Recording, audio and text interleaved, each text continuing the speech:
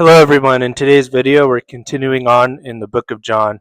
The Bible is spiritually alive and it can speak to us when we need a word from God in heaven, and it's just alive and we can read it for the information that God has for us. And now we're in the book of John.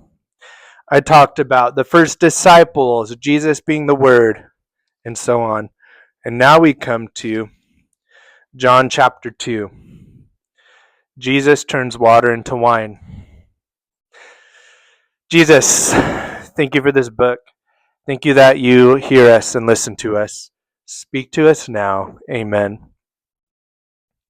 On the third day there was a wedding in Cana of Galilee, and the mother of Jesus was there.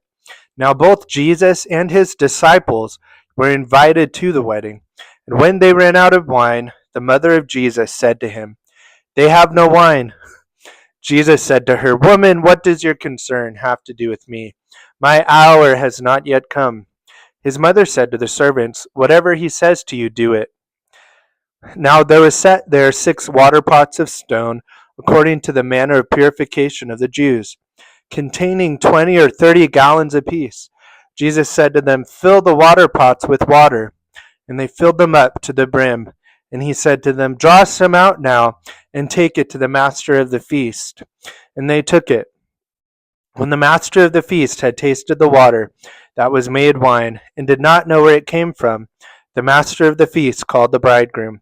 The servants who had drawn the water knew. And he said to him, "Every man at the beginning sets out the good wine, and when the guests have well drunk, then the inferior. You have kept the good wine until now." This beginning of signs Jesus did in Cana of Galilee, and manifested his glory, and his disciples believed in him. After this he went down to Capernaum, he, his mother, his brothers, and his disciples, and they did not stay there many days.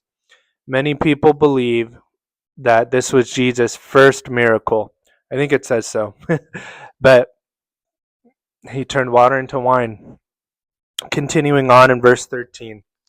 Now the Passover of the Jews was at hand, and Jesus went up to Jerusalem, and he found in the temple those who sold oxen and sheep and doves, and the money changers doing business.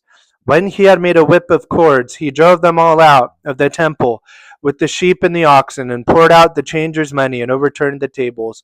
And he said to those who sold doves, "Take these things away. Do not make my Father's house a house of merchandise." Then his disciples remembered that it was written, "Zeal for your house has eaten me up." So the Jews answered,